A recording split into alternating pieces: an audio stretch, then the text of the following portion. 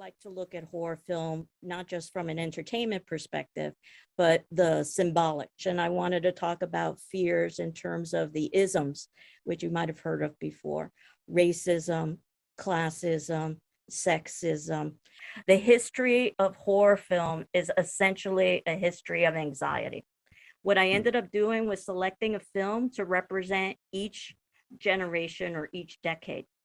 And the 1920s probably is best known for The Cabinet of Dr. Caligari.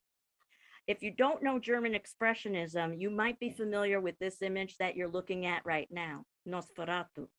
Dracula, the first American horror film. Dracula is seen as a kind of sexual predator, and the bite through its penetration is very symbolic from a sexual perspective. Cat people, shot beautifully with its use of fog and shadows.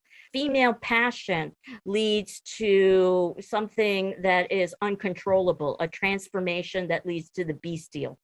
1956, I took this shot from Invasion of the Body Snatchers to show the idealistic version of the suburbs that we are initially presented with, right down to mowing the lawn being so important in American culture. Psycho, Alfred Hitchcock. And that's probably how this film is best known for, that shower scene.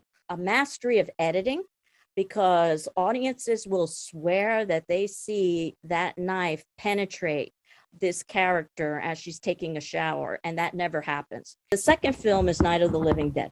Now, George Romero, the director of Night of the Living Dead, reinvented the idea of the zombie, which was introduced in pop culture in the 1932 films White Zombie.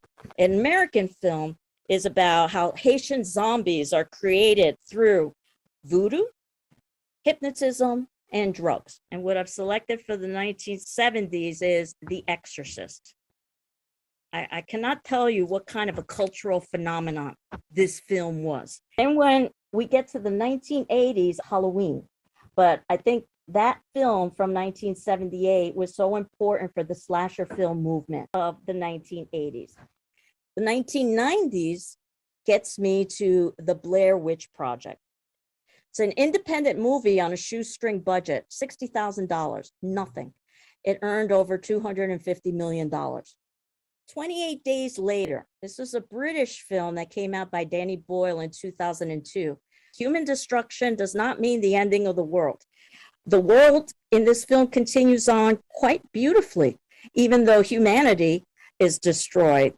Get Out, 2017 by Jordan Peele. The plot is that we've got this wealthy, mostly Caucasian group of individuals buying and literally inhabiting the bodies of Blacks. If you wanted to learn more about the genre, I'm teaching a class in horror film in popular culture and media, CMN 201. That's at GCC. If you'd like to see this presentation in its entirety, click on the link below, and thanks for watching.